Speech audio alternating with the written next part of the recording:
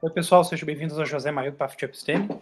Hoje eu estou aqui com o Guilherme e o Samuel Pessoa. É meio estranho apresentar o Samuel, porque o Samuel é um dos maiores economistas do nosso país. O Samuel tem doutorado na USP em economia, é um pesquisador associado IBRE. Samuel, é uma honra estar aqui com o senhor. Eu já li muitos artigos seus e eu agradeço muito o Lucas Favaro, os neoliberais e o pessoal da economia mainstream pelo auxílio em contatá-lo. Prazer estar aqui com você, gente. Muito obrigado. Professor Samuel, Honra.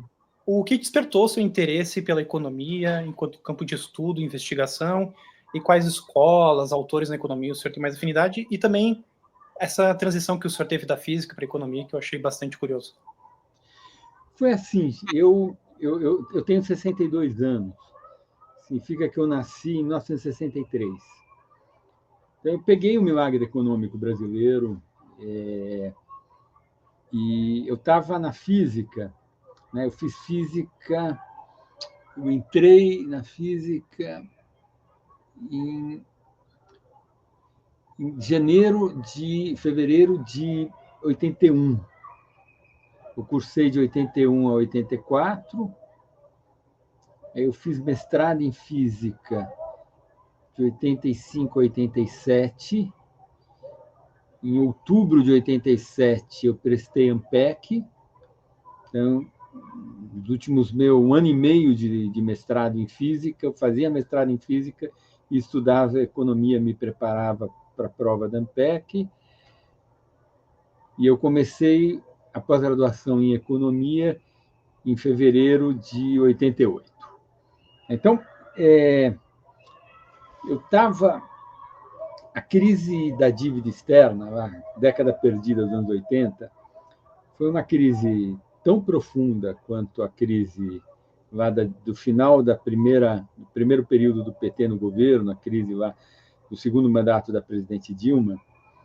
Foi uma crise tão profunda, mas do ponto de vista social, ela foi muito pior, porque naquela época a gente não tinha uma série de políticas públicas e a construção do estado de bem-estar social que a redemocratização produziu com a Constituição de 88 e tal, né? Quer dizer, você não tinha SUS, você não tinha Bolsa Família, assistência social como tem hoje, benefício de prestação continuada. Ou seja, a crise gerou, ela mostrou... Por outro lado, o país vinha de um otimismo, porque parecia que o Brasil ia ficar rico, a gente era meio maluco, a gente acreditava isso. A gente acreditava que o país ia crescer e ia virar um país do primeiro mundo, que era só esperar um tempo que isso ia acontecer. Então, a crise dos anos 80, ela, por um lado, explicitou que o país era pobre e a pobreza apareceu. A pobreza não era muito explícita naquele. O país ainda era bem mais rural do que hoje, e a pobreza urbana, que já existia, ela estava mais escondida do que hoje, bem mais escondida do que hoje. Então, aquela crise explicitou a pobreza e foi uma enorme reversão de expectativas para todo mundo. A gente entrou num buraco que a gente não conseguiu sair até hoje. E aí, eu, fazendo física, eu comecei... Bom, e físico, em geral, vira pesquisador de universidade e tal, fiz até mestrado. Eu pensei, pô, se eu vou ser pesquisador morando num país como o nosso, né, eu comecei a achar que a ciência social era muito mais inteligente, mais interessante como objeto de pesquisa do que ciências da Terra. Ciências sociais, para uma pessoa que mora no Brasil, era um objeto de pesquisa mais legal do que a ciência da Terra. E eu queria estudar o subdesenvolvimento, queria entender por que a gente era daquele jeito. E aí eu tive uma influência inicial, que é, no colégio, eu tive um professor de geografia super bom, que me fez ler o Formação do Celso Furtado e o História Econômica do Brasil, do Caio Prado. Então, esses dois livros eu tinha lido e foram dois livros que me marcou muito. Então, eu acho que quando eu comecei a me interessar por economia, voltou um pouco aquela experiência do colégio. A Formação do Furtado até hoje é um livro impactante. Eu acho um livro espetacular. Tem inúmeras discordâncias imensas, mas eu acho Formação um livro espetacular. E Então foi isso. Eu queria entender subdesenvolvimento e, de fato, eu faço isso desde então. Já são quase 40 anos me dedicando a esse tema. Samuel, como o senhor é associado ao IBRE e FGV, tem algum estudo atual, assim, ou pode ser seu ou de um colega seu que você acha digno de nota para os nossos ouvintes, principalmente no nosso cenário atual econômico e político? Olha, eu acho o seguinte, eu estou terminando um livro, daqui a um ano deve sair, um livro com um amigo meu, um jornalista, historiador, e agora está terminando o doutorado em economia, que é o Rafael Cariello, mas isso vai sair daqui a um ano, é muito tempo.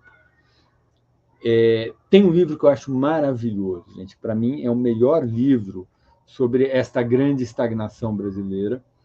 Surpreendentemente, eu não sei como esse livro teve pouco impacto, que é o livro de um economista espetacular, que é o Marcos Mendes.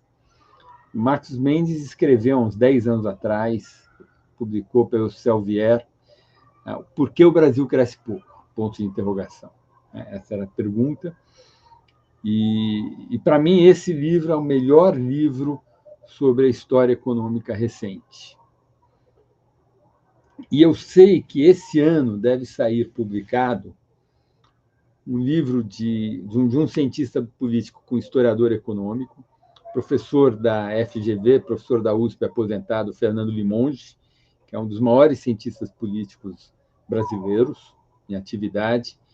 E ele escreveu com Leonardo Weller, que é um historiador econômico dos melhores que a gente tem, da nova geração.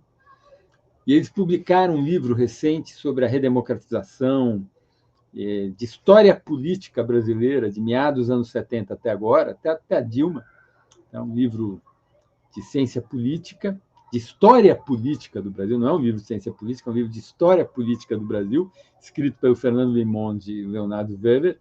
E eu sei que eles estão terminando, acho que lançam esse ano, um livro que é irmão, que é companheiro, que faz par com esse de história política, de história econômica recente do Brasil. Tá? Então, eu diria, para esse período recente, esse livro que vai sair esse ano e o livro do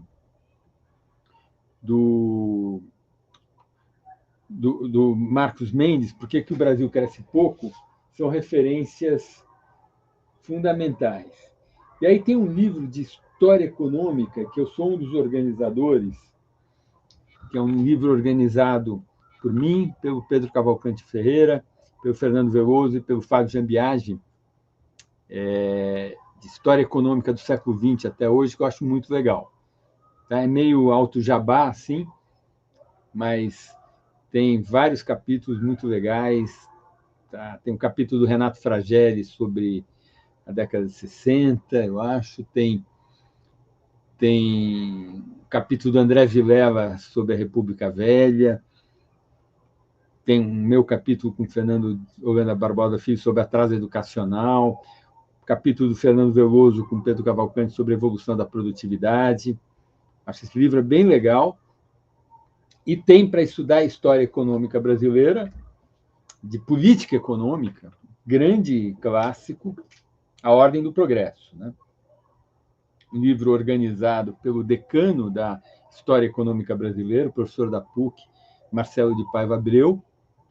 Esse livro aqui, que é a grande referência sobre política econômica, história econômica no Brasil, período republicano. Nessa nova edição, tem um capítulo adicional sobre o período imperial. Então, quem quiser entender, conhecer a história econômica brasileira, acho que essas são as referências. Muito obrigado pela referência, mas depois eu vou tentar colocar aqui os links abaixo. Gui, pode fazer sua questão para o Samuel. Bem, primeiramente, uma honra estar conversando com o senhor, professor Samuel Pessoa, porque sou graduando em Economia e grande apreciador, assim, do seu trabalho. Eu gostaria de perguntar quais obras, livros, artigos o senhor considera os mais importantes na sua formação intelectual e algum trabalho tem provocado alguma influência significativa no seu modo de pensar na economia recentemente. Poxa, vamos lá. É, Eu, quando comecei a estudar economia, eu, assim, eu rapidamente comprei e li a Teoria Geral. Foi muito impactante. Eu acho que é um livro impactante até hoje.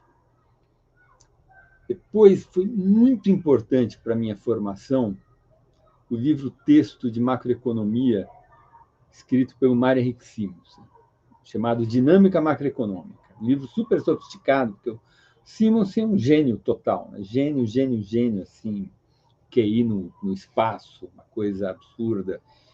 E esse livro dele, Dinâmica Macroeconômica, que era o livro que ele dava na pós-graduação na IPGE, na época era o melhor livro de macroeconomia que tinha no mundo, dos que eu conhecia. Assim, os equivalentes a ele em língua inglesa, grande livro equivalente para ele era o livro de macroeconomia do Sargent. Eu acho que o livro do Simons era superior. Era um livro muito sofisticado, né? Matemática complexa, porque o Simons sobrava, né? Ele era um matemático de talento, ele gostava de demonstrar o conhecimento dele. Então, me lembro até hoje, acho que era o capítulo 3 daquele livro, sobre otimização. Fazia tudo em espaços de Banach, não tinha nem medida. Era uma coisa, era muito bonito. Para quem gostava de formalismo, né? Então, esse livro foi muito importante na minha formação. Depois, outro livro muito importante foi a minha formação de micro, e eu acho que eu aprendi a pensar como economista, é o Price Theory do Milton Friedman. Livraço. Livraço. Todo economista tem que estudar aquilo. Vai aprender micro pelo Mascovel, faz as contas, mas tem que ler a tradição de Chicago, a maneira deles de pensar, de raciocinar. Eu acho que é fundamental. E quando eu conheci essa tradição de Chicago, a maneira dessa escola, dessa tradição oral, dessa maneira de pensar de teoria dos preços, para mim foi transformador, assim, revolucionário. Depois, deixa eu ver em economia o que mais me formou, assim.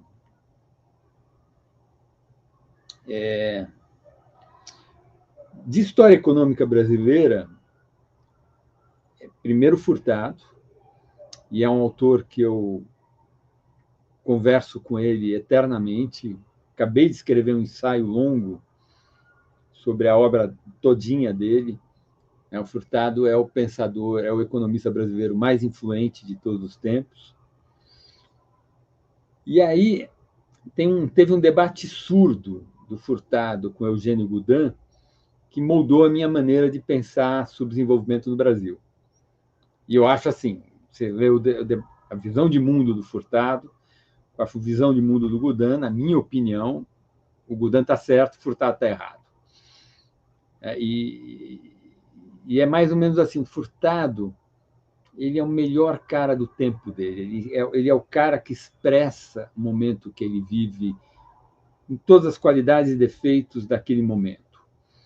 Enquanto o Goudin, ele é um cara meio 50 anos na frente do tempo dele. Tudo que a gente sabe hoje, aparentemente nos anos 50 ele já sabia. Eu não sei direito como que ele tinha essa capacidade de estar tão à frente, né? Mas o Goudin tem 3 textos sobre desenvolvimento. Ele era um cara mais de teoria monetária, o tema dele era mais inflação, né? Mas ele escreveu 3 textos sobre desenvolvimento econômico, que é uma loucura. Assim, é meio impressionante que alguém naquela época tenha escrito. Os 3 textos foram publicados no fascículo de setembro da Revista Brasileira de Economia, respectivamente em 1952, 1954 e 56. De 52 é um pouco mais conhecido, que é o texto dele debatendo com Prebisch, chama O Caso das Nações Subdesenvolvidas.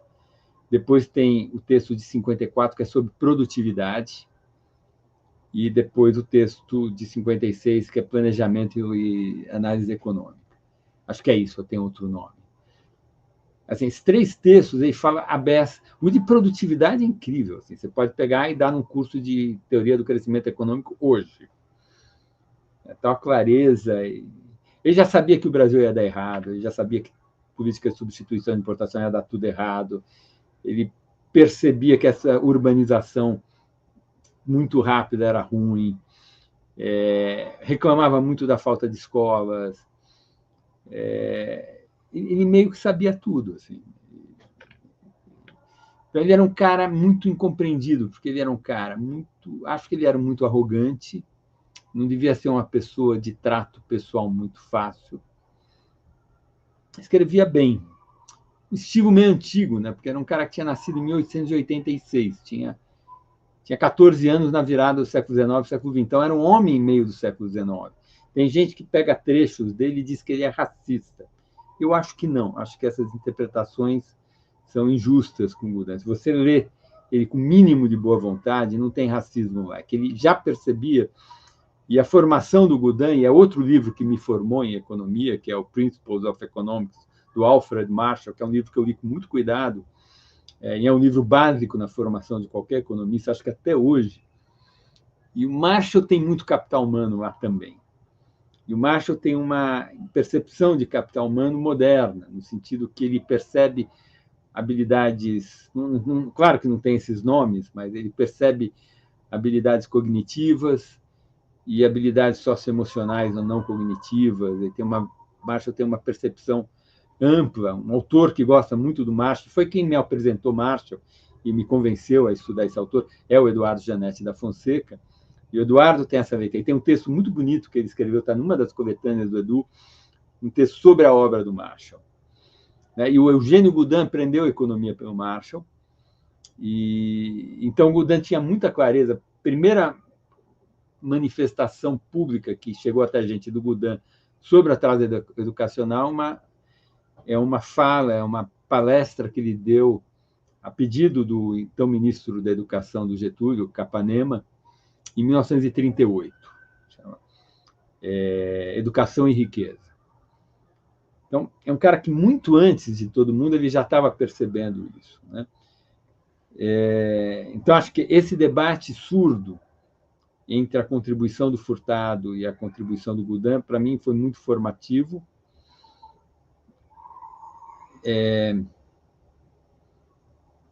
Eu me considero hoje um cara meio novo institucionalista, né? Então, ler o North também assim, mudou a minha vida. Porque a gente ficava estudando teoria do crescimento econômico, aquela coisa do modelo de Sol, mas capital não explica, que coisa é essa? E aí o North arrumou a cabeça da gente, legitimamente ganhou o Nobel.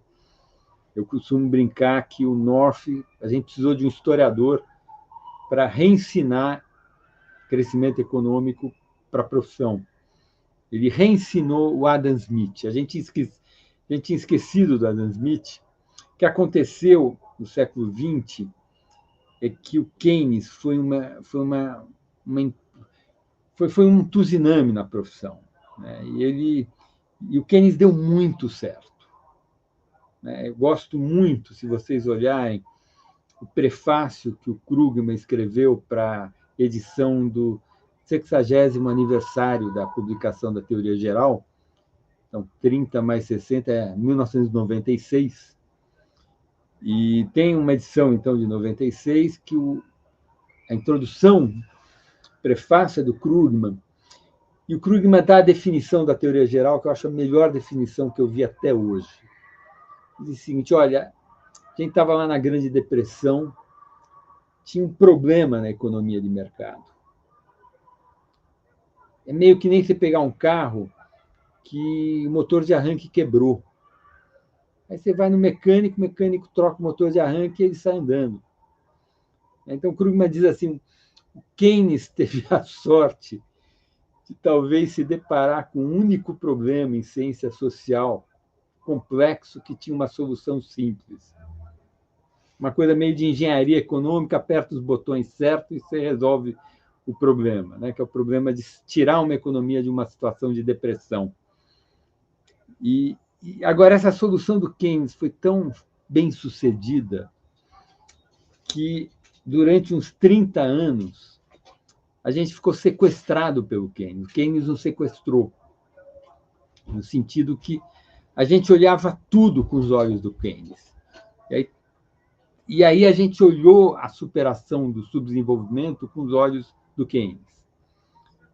Então, teve lá a saída, então tinha o Big Push, depois do Big Push teve a saída do Arthur Lewis, que é desemprego escondido e um fluxo constante de investimento no setor moderno, né? E essa é a onda do Furtado. Furtado, ele, independentemente do Arthur Lewis, desenvolveu aquele modelo do Arthur Lewis independente, quer dizer, se você pegar o livro de 54 do Furtado, Economia Brasileira, que é o livro em que ele o que ele vai fazer depois, tanto no formação econômica do Brasil quanto no desenvolvimento e subdesenvolvimento, já está rascunhado, bem avançado em 54. E o Furtado, na maneira como ele conta a história econômica do Brasil no período colonial, principalmente, é uma operação do modelo Arthur Lewis. Claro que é uma operação ao contrário. Eu costumo dizer que é um Arthur Lewis ao revés, porque o Arthur Lewis, você tem um setor moderno, pequenininho, um setor tradicional grandão, e você vai investindo no setor moderno, tem desemprego escondido, e você vai eliminando aquele trabalho excedente e fazendo a transição do arcaico para o moderno. Enquanto a história do Brasil contada no Formação é a construção do setor arcaico a partir do moderno. Então, você tem a cultura canavieira, que é o moderno da época, e você vai gerando um excedente populacional que vai povoando o Brasil todo. Então, assim, os primeiros 2/3 do Formação é uma operação do modelo Arthur Lewis ao revés e a construção do subdesenvolvimento brasileiro. E aí, quando você acaba com trabalho escravo, você cria o mercado de trabalho moderno, assalariado, você inicia a arrancada para o desenvolvimento, né? Essa é um pouco a narrativa que está no Formação, que é uma narrativa lindíssima, muito elegante, né? Então, você tinha lá essa outra tentativa macroeconômica do Arthur Lewis, e o campo do desenvolvimento econômico ficou sequestrado pelo Keynes. Está todo mundo vendo qual é a falha de mercado, quais vão ser os botões da política econômica que eu vou apertar, e apertando os botões certos, eu vou achar o equilíbrio bom e vou superar o subdesenvolvimento.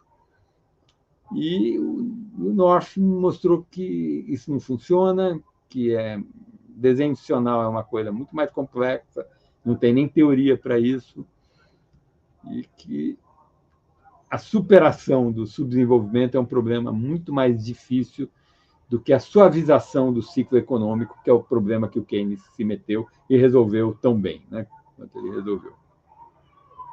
Eu falei demais, eu poderia ficar aqui horas falando. Não, falou muito bem. Referência.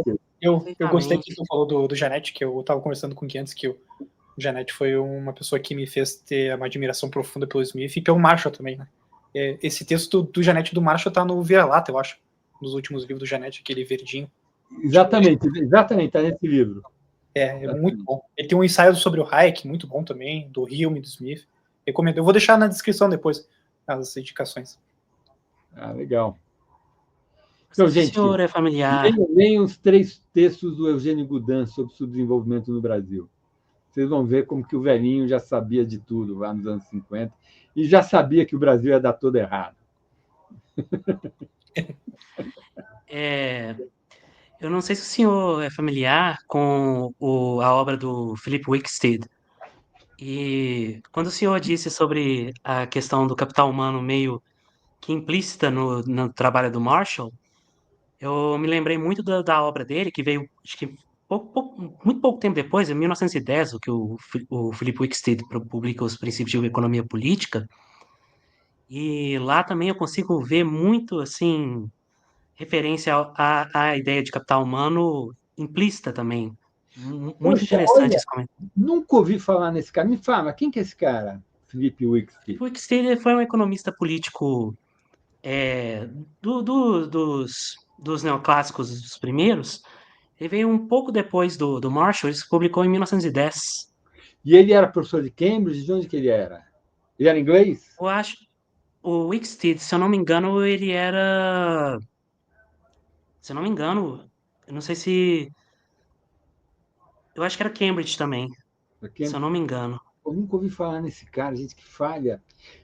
Um cara que me influenciou muito minha formação, minha visão de mundo, que eu gosto muito, é o Irving Fisher, Teoria da Taxa de Uhum. Juros. Estatístico, né? Hã? O estatístico, né? Então, mas ele é economista, né? O cara que Sim, sim. fez, ele fez a teoria dos juros que a gente tem. Na teoria neoclássica dos juros é a do Fisher. Né? Que esse é um tema que a gente demorou muito tempo para entender, porque os clássicos não tinham uma boa teoria dos juros, o que é esse fenômeno. Né? O Marx misturou Hegel e fez uma confusão total. Aí o Jevons começou a arrumar a teoria dos preços. Né? Entendeu? Uhum. O Jevons acabou com o sonho clássico. Assim, não dá para a gente construir uma ciência econômica sem entrar no espaço complicado e menos preciso das escolhas humanas. Não dá para eu querer abstrair um homem se eu estou fazendo uma teoria social. Então, ele deu esse passo.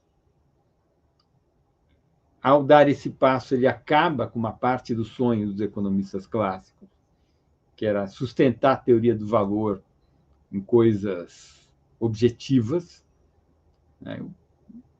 Esquece, você está estudando valor, valor é uma coisa social, você está falando de gente, tem que ter gente, gente é preferência. Né? Então, e aí o Fischer pegou isso e colocou na escolha do tempo.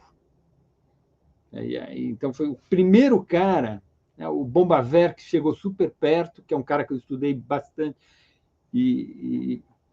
mas o primeiro cara que conseguiu entender o que é o juro é o Fischer. E você vai lá no Fischer, é muito claro que juro pode ser negativo. Coisas como acontece no Japão hoje, tal, que acontece mais hoje, qualquer lugar do mundo que a taxa de crescimento populacional é muito baixa ou negativa e a taxa de crescimento do progresso tecnológico é baixa, em equilíbrio, a taxa de juros pode ser negativa. Agora, esse Wicksteed, eu nunca estudei. Agora, pensando, acho que o nome, acho que tem algum resultado que a gente usa, né? Porque esse nome é conhecido. Mas eu nunca. E nele tem muito capital humano? Eu reparo muito que no texto dele tem uma sensibilidade muito grande com as questões de relações tanto institucionais, né, como um ambiente que favorece um ambiente institucional que favorece a economia de mercado, né?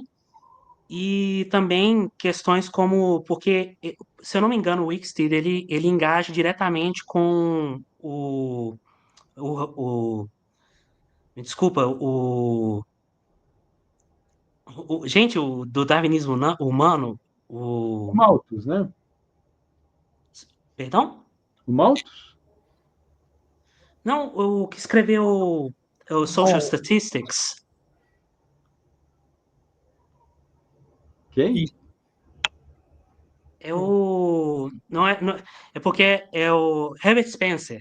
Spencer, isso, Ah, eu o faço. Spencer. Esse cara eu nunca estudei. O Wicksteed, ele engaja com o argumento dele, explicando como que alguns tipos de investimento podem é, superar aqueles problemas eugenistas que ele traz.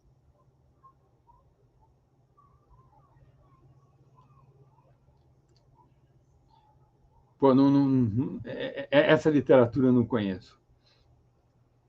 É, mas aí, pegando esse gancho, que eu acho interessante, se eu estava pegando da Revolução Keynesiana, é, um nome que me veio muito à cabeça quando o senhor estava comentando sobre o sequestro do Keynes como solução para o desenvolvimento, né?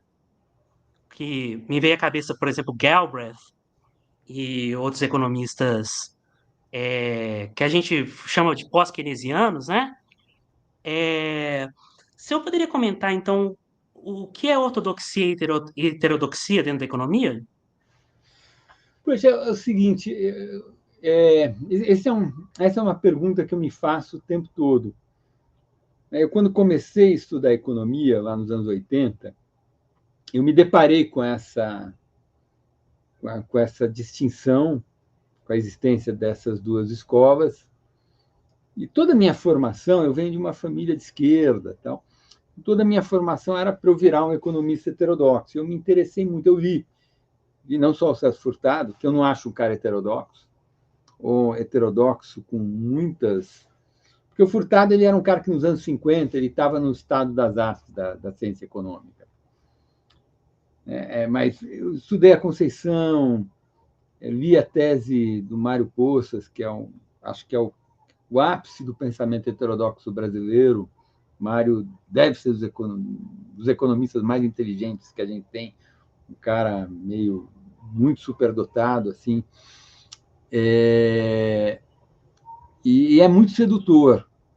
A heterodoxia é sedutora, mas eu já era físico, eu sentia que tinha alguma coisa lá que não fechava, e é por isso que eu estudei na USP, não fui para a Unicamp. Eu fiquei com uma pulga atrás da orelha, achei muito esquisito. E aí eu acho o seguinte, nos últimos 40 anos, lá atrás, a teoria econômica, quando eu comecei a estudar, a teoria econômica era muito pior do que é hoje, mas muito pior. E a teoria econômica era tão ruim, o mainstream, a teoria ortodoxa, que fazia sentido ter heterodoxia. Você ia nos Estados Unidos, todo departamento tinha lá um heterodoxo. Porque o conhecimento era muito frágil, a gente não, era muito exploratório, e havia uma possibilidade de ter outras possibilidades, outros caminhos, outras abordagens que gerassem resultados. Eu acho que 40 anos depois não faz muito sentido isso que acontece no Brasil. Eu acho que é um fenômeno brasileiro, assim. Porque a teoria econômica avançou muito. Você pega... Hoje, inclusive, já tem essa afirmação, né? Crescimento econômico e teoria do desenvolvimento juntou tudo. O que a gente consegue... o entendimento que a gente tem de por que tem país pobre e país rico hoje assim, é muito maior do que eu tinha há 30 anos atrás. Se alguém chegasse para mim há 30 anos atrás, já era economista, e me perguntasse por que tem país rico e pobre, eu quase não ia conseguir falar nada. Ia falar algumas platitudes, alguma outra coisa com bom senso. Hoje tem um curso inteiro sobre isso. Tem 500 papers, livros, Handbook of Economic Growth, que é uma coisa moderna.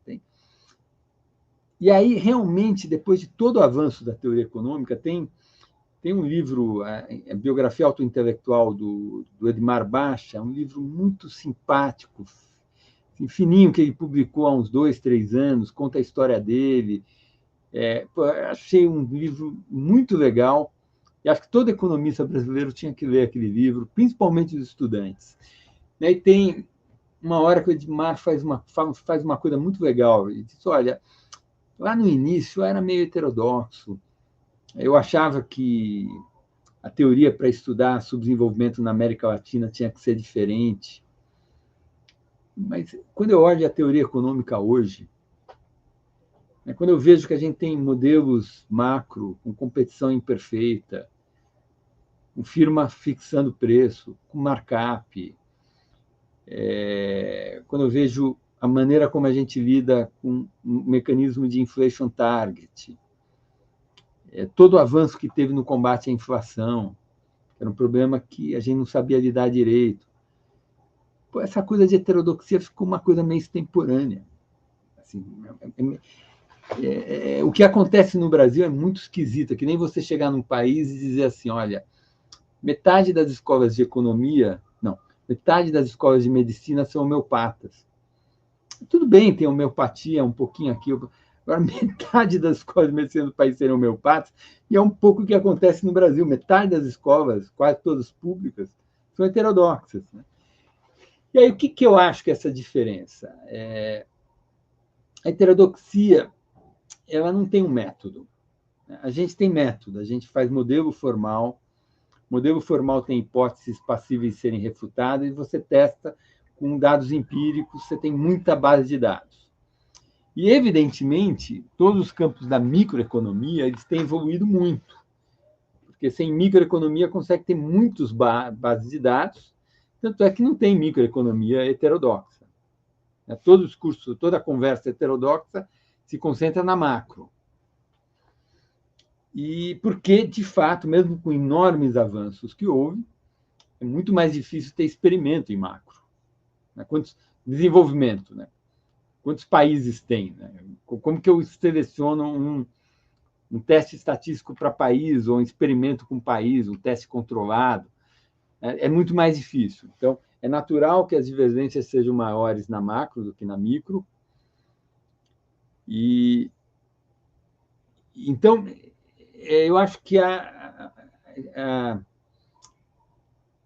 heterodoxia ela continua fazendo conhecimento econômico quando a gente fazia no passado. São umas narrativas que fazem sentido ou não, mas não tem uma metodologia mais sistemática.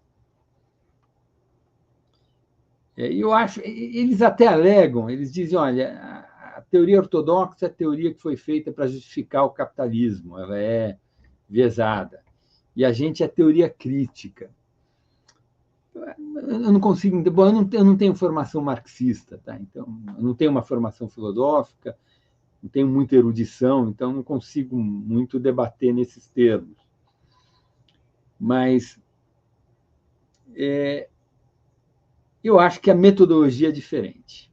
Acho que a metodologia é diferente. Acho que a gente tem uma metodologia que faz com que a economia ortodoxa se aproxime mais de uma ciência dura. Não é, tem limitações, principalmente a área macro, mas acho que a gente está avançando muito. E aí não é verdade essa alegação dos heterodoxos que a gente é sempre pró-mercado. Você teve um cara que ganhou o prêmio Nobel, que é o David Card, que ele mostrou que, nas circunstâncias do mercado de trabalho americano, a política de valorização do salário mínimo ela é ótima. Ela melhora, reduz a desigualdade e aumenta a eficiência econômica, porque o mercado de trabalho nas grandes cidades nos Estados Unidos, do trabalhador desqualificado, ele é um mercado de trabalho, não é competitivo, é um oligopsônio. As empresas têm um poder de mercado, elas exercem esse poder de mercado, elas extraem o excedente do trabalhador. Então, faz todo sentido, nessas circunstâncias, políticas mais agressivas de valorização do salário mínimo. Cara, é um resultado totalmente contrário a uma visão mais liberal. Cara, foi um resultado tão surpreendente, ninguém esperava que esse resultado acontecesse. E a academia tem isso, a academia é muito aberta e ela adora resultados que contestem o conhecimento padrão. Resultados surpreendentes que contestem a visão de mundo mais frequente, mais dominante, a academia adora.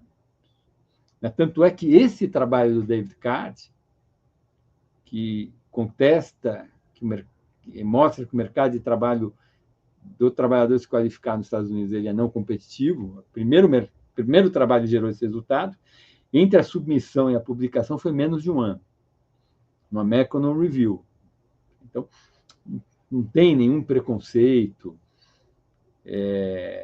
trabalhos que mostram que a política fiscal é importante para tirar para diminuir a recessão, para fazer com que a recuperação cíclica seja mais rápida, ou questões como esterese, é um tema, o curto prazo afeta o longo prazo. Todas essas questões a gente trata no mainstream sem nenhum problema, ou falhas de racionalidade, o cara ganhou o Nobel com isso.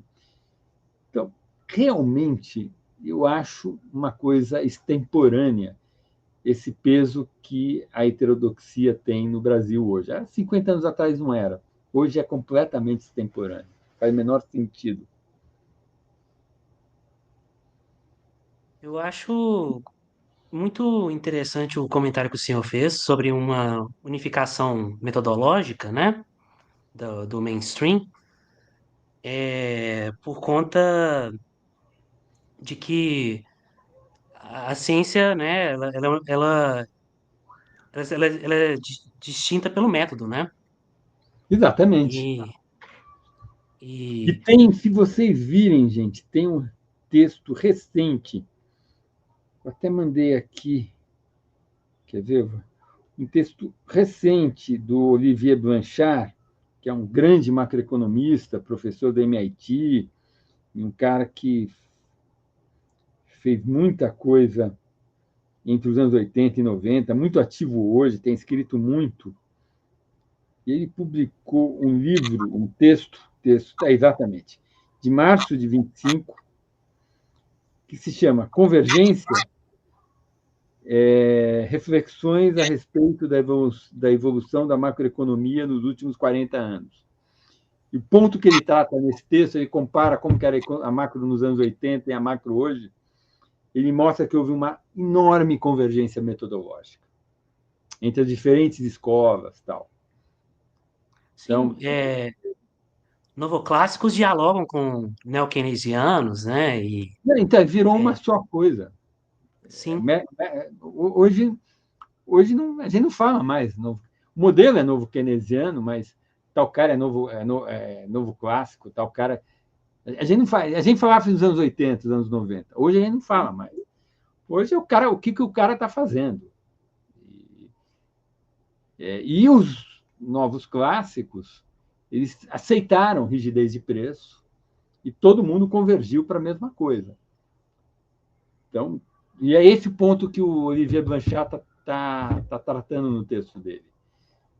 A enorme convergência metodológica que houve na macroeconomia nos últimos 40 anos. Assim, todo mundo concorda em tudo? Não, tem um monte de discordância, mas é isso que puxa a pesquisa e nos leva para frente, faz a gente andar. conjecturas e refutações, né? Vamos fazer os modelos, as teorias, medir e ver o que a gente faz, né? Bom, então, pegando o gancho que o senhor estava comentando sobre o desenvolvimento econômico, é, eu lembro muito do documentário que o Milton Friedman fez nos anos 80 para o livro dele, o Free to Choose, e ele comenta sobre o desenvolvimento do Japão no período Meiji. E a pergunta que a gente faz agora é sobre o papel da indústria, né? E as limitações no desenvolvimento econômico. O que você queria saber exatamente do papel da indústria? Se a indústria ela tem, por exemplo, a primazia na transformação de um país de terceiro mundo para um país de primeiro mundo, usando uma linguagem mais chula, né? Eu acho que ela já teve no passado, né? Acho que hoje acabou, essa janela se fechou. Uhum. Simplesmente porque a produtividade cresceu tanto que você não precisa mais de trabalhador para produzir indústria. Assim, não é um setor nobre. E é um setor que nem está indo pelo caminho da agricultura, emprega muito pouca gente. Na verdade, o progresso técnico foi tanto que tem excesso de oferta estrutural e ninguém vai ficar rico mais com indústria. Sim. Mas é mudança Toda a questão, tecnológica. toda a questão de vantagens comparativas também, né? Austin. Ah, sim, lógico. Esse era um tema que era muito claro para o Eugênio Goudin. As pessoas dizem que o Goudin era contra a indústria e falava: o Brasil sempre vai ter que ter indústria. Inclusive, a gente não tem uma agricultura muito forte. Na época dele, o Brasil era um desastre agrícola, porque o Brasil, e ele tinha isso muito claro, né? O Brasil é um país pobre por natureza. A gente acha que a gente é rico, a gente acha porque a gente é pobre por natureza. Os solos brasileiros são fracos, a topografia é muito ruim, custo de transporte, que é um tema importantíssimo para a construção de mercados, né? Ajudou muito os Estados Unidos, um custo de transporte muito baixo. O Brasil sempre teve muito alto, a gente não tem petróleo, a gente não tem carvão. Mas o Brasil tem muito petróleo. Não, o Brasil não tem petróleo. O Brasil tem tecnologia de tirar petróleo a 7 mil metros de baixo. Com essa tecnologia, se você furar em qualquer lugar, você vai achar petróleo. Então, a gente é um país naturalmente pobre, e por isso o Gudan sempre achava que a gente ia ter que ter indústria, porque não dava para a gente ser uma Argentina muito especializada em agropecuária, porque a gente até mudou. Hoje a gente consegue ter uma agropecuária mais forte, mas hoje a riqueza vem de um setor de serviços eficientes. Hoje quem é rico porque tem muitos serviços. E Singapura é o grande exemplo, né? Quem? Singapura. Os Estados Unidos, né? Os Estados Unidos é uma economia de serviços. E se você olhar, a vantagem comparativa dos Estados Unidos sempre foi serviços. Sempre. Você pega a história econômica. Quando os Estados Unidos passa a Inglaterra, na década de 90 do século XVIII, do século XIX, a produtividade total dos fatores nos serviços é maior. A produtividade do trabalho já é maior nos serviços.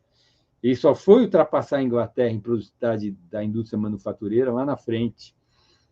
E a indústria manufatureira nunca foi o forte dos Estados Unidos. Ele sempre teve uma indústria fortíssima, mas a Europa também tinha, outros lugares tinham. O que distingue a economia americana dos outros, e sempre distinguiu, foi a capacidade de gerar um setor de serviços moderno muito eficiente. E eles continuam com isso. Por isso que realmente eu tenho muita dificuldade em entender o que o Trump está fazendo. Acho tudo muito maluco. Então, superação do subdesenvolvimento é escola de qualidade e boas instituições que garantam uma boa alocação dos fatores de produção. Acho que é um monte de coisa, mas dá para resumir esse monte de coisa a essas duas coisas: escola de qualidade e instituições que garantam eficiência dos mercados e uma boa alocação dos fatores de produção. Eu acho muito interessante o caso de Singapura por conta de ter sido um, um lugar com uma densidade demográfica muito grande, com diversas etnias. E uma das primeiras reformas que o presidente, o Lee Kuan Yew, fez foi unificar a questão do aprendizado numa língua só. E Todo as mundo fala pessoas, inglês. sim, e isso acabou reduzindo até a diferença por questões raciais e tudo mais que existia lá. Claro. Isso o Brasil tem, né? Essa unificação a gente tem. Esse ponto de partida a gente tem. Bom, essa pergunta que eu faço agora é uma que eu tenho um enorme interesse, que é sobre a questão da estagnação do Brasil desde os anos 80, né? E a questão da equivalência ricardiana, né?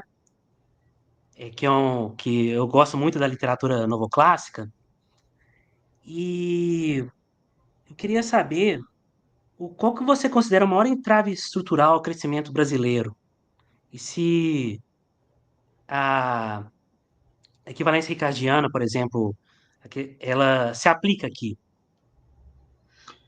Eu acho que equivalência ricardiana não se aplica no Brasil e eu acho que ela não se aplica nem nos Estados Unidos. Talvez uma economia como a japonesa, porque assim, para equivalência ricardiana valer, mercados financeiros têm que ser muito eficientes e a população não pode ser restrita a crédito. As pessoas não podem estar vivendo da mão para a boca. No mundo ricardiano, as pessoas não consomem a sua renda corrente, as pessoas consomem a renda permanente delas. Elas não são restritas a crédito e se, além disto, a taxa de desconto delas, a forma como elas descontam o presente e o futuro, for parecida com a taxa de desconto do setor público, você está no mundo ricardiano? Eu acho que se você pegar essa literatura recente, que eles chamam, né, os modelos Rank, que você tem os modelos Rank, com R, né, que é Representative Agency New Keynesian Model, são os Rank, e agora você tem os modelos Rank, que é Heterogeneous Agency New Keynesian Model.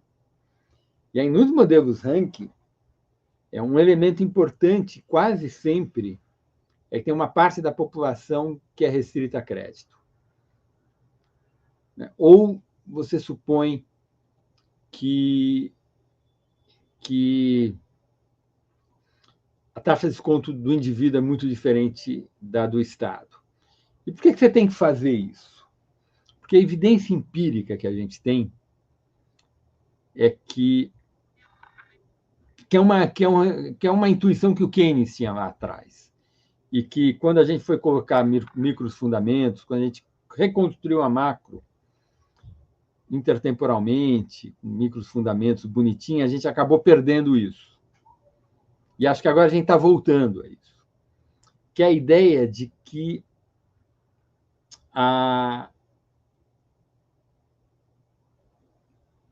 o efeito renda ele é muito mais forte do que a gente imagina. Quer dizer, a elasticidade de substituição intertemporal no consumo ela é muito baixa. E, portanto, quando você faz políticas de renda, por exemplo, política fiscal, o impacto que ela tem sobre o equilíbrio macroeconômico é muito maior do que qualquer modelo em que vale a equivalência ricardiana diria que é. Então, a maneira que eu responderia para você é dizer o seguinte: a evidência empírica que a gente tem, dado o impacto que política fiscal tem sobre o equilíbrio da economia, é que, em geral, as economias não são ricardianas. Talvez a japonesa seja. E o motivo para isso é que tem muita gente que vive da mão para a boca. Talvez não no Japão, mas nos Estados Unidos já tem. E, segundo, aparentemente, a taxa de desconto intertemporal do indivíduo é maior do que a do setor público. Ou o indivíduo que tem filho não desconta entre gerações da mesma forma que o setor público desconta ao longo do tempo. Então, minha impressão é que, em geral, o mundo não é ricardiano, certamente a economia brasileira não é ricardiana. A gente vê isso. O ano passado, os economistas erraram muito a previsão de crescimento econômico. A gente achava que ia crescer 1,5%, cresceu 3,5%, 3,4%.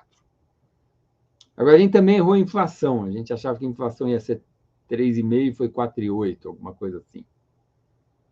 Então, tudo bem, não foi um erro muito grave, porque errar o PIB para menos e errar a inflação para menos é consistente. O que aconteceu é que a demanda foi maior, e aí a economia cresceu mais e teve mais inflação.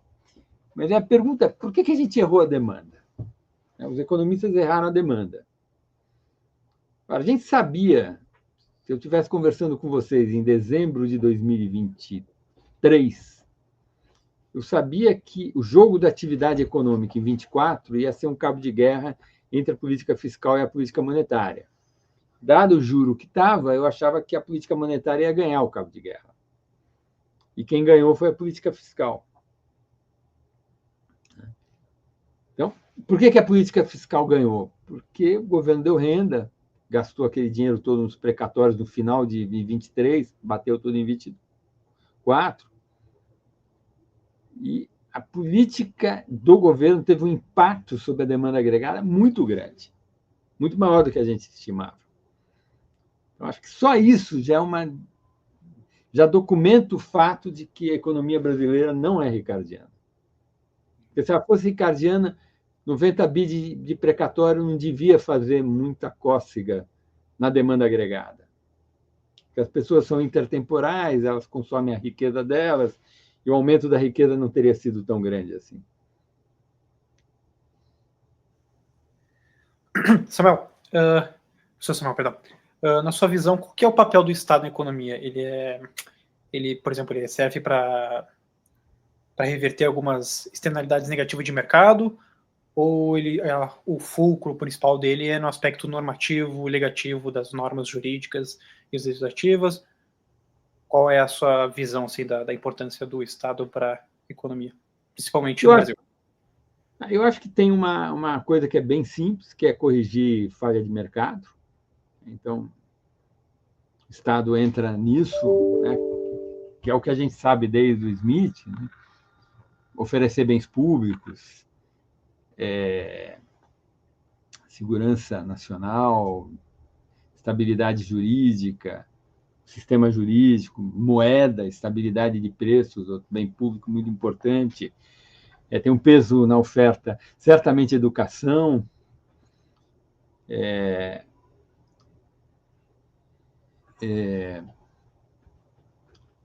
Então, essas coisas aí que o Estado faz. Infraestrutura, principalmente mobilidade urbana, né, infraestrutura de logística, eu acho que já são serviços que têm mais uma natureza privada.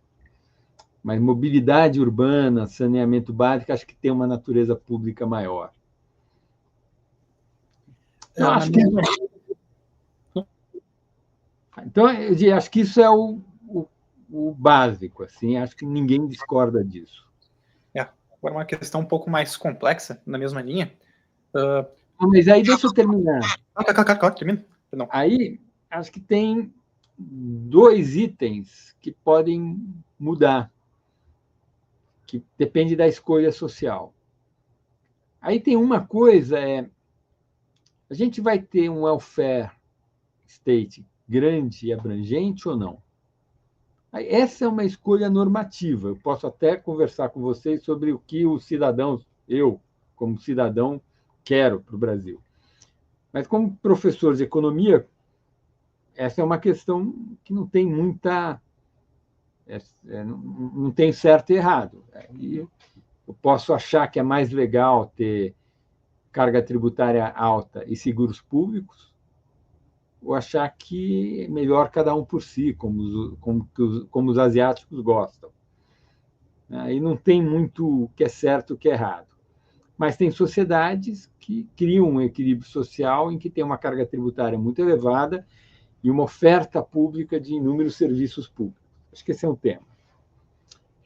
Tem um outro tema que é o Estado como agente que vai intervir diretamente no funcionamento dos mercados, que eu trato como um tema diferente do welfare. Então, vou dar um exemplo. Eu posso ter um seguro-desemprego super generoso, abrangente e tal. Então, tem o welfare ligado ao risco de perda do trabalho grande. Mas eu posso permitir que a relação contratual entre o empregado e o empregador seja muito aberta. Posso, enquanto Estado, me abster de regular muito detalhadamente como será a relação contratual entre o trabalhador e o empregador. Então, percebe? Um intervencionismo é diferente de haver ou não um estado de bem-estar social amplo e abrangente. Então, o intervencionismo está associado a se vai ter muita política industrial, se a economia vai ser fechada ou não, se vai ter tarifas setoriais para estimular esse aquele setor, se vai ter muita regulação na relação do trabalho ou não, e etc. Aí eu acho que, olhando a experiência do Brasil, eu diria, a sociedade brasileira quer o welfare.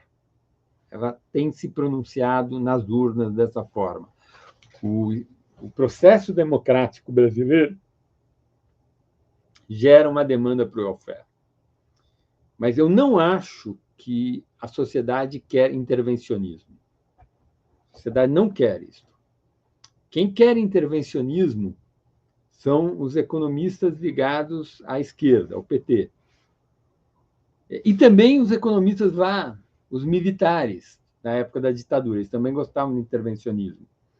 Então, ter mais ou menos intervencionismo nem é um critério que separa esquerda de direita. Eu acho que esquerda e direita separa welfare, em geral a esquerda quer menos welfare, mais welfare, a direita menos, mas mais ou menos intervencionismo não separa muito direita e esquerda. Olhando a experiência brasileira, eu acho que o intervencionismo no Brasil é mal feito. A gente só perde dinheiro com ele. A gente tem, o Japão faz direito, de fato, o Japão faz direito. A Coreia faz direito, a Coreia faz direito. Eu sou brasileiro. Eu penso assim, se alguma coisa funciona no Japão e na Coreia, a chance de não funcionar no Brasil é bem grande. Então, assim, a Coreia faz, o Japão faz, para mim é um argumento para eu não fazer aqui. É que nem os petistas falar, não, esse novo marco regulatório do petróleo, tal, do pré-sal, a gente está imitando a Noruega. Ah, legal, se alguma coisa funciona na Noruega, a chance de não funcionar no Brasil é bem alta. Eu vou fazer diferente. Então, eu acho assim, acho que para a gente, eu acho que intervencionismo vira desperdício. A gente não consegue, a gente não sabe fazer esse negócio direito.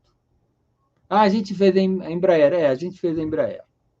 Para cada Embraer, quanto hospital de história de empresa a gente tem? Né? Então, acho que qualquer relação de custo-benefício mostra que o Brasil a gente teria que ter um Estado bem menos interventor do que a gente tem. O welfare state, acho que essa é uma escolha social e a sociedade brasileira tem sido muito clara que ela quer carga tributária elevada e ela quer um estado de bem-estar social amplo e abrangente. A gente precisa prover isso para a sociedade, porque a gente é democrático. O eleitor mediano quer isso, a gente faz o que o eleitor mediano quer. Perfeito, ótima resposta, professor Samuel. Na mesma linha, professor Samuel, como o senhor avalia, que até estava brincando com o Gui antes da entrevista, que é uma questão até que já está na República de Platão, essa diferença entre a técnica e a política. Eu queria saber, qual que é a importância dessa diferença entre a técnica e a política, principalmente nos debates mais complexos, assim. Talvez na economia nem tanto, mas no debate público acaba sendo um pouco, que é a questão da separação do Banco Central e do governo, das instituições, da importância das separações das instituições na sua visão, principalmente para essa parte técnica e a parte política.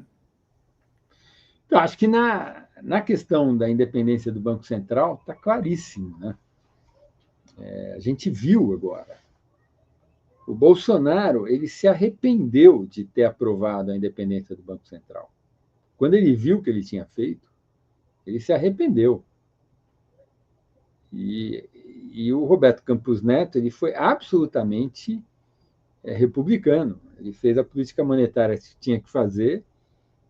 Em nenhum momento ele a ajudou. E quando a gente olha o ciclo do Tombini na reeleição da Dilma, não dá para falar a mesma coisa.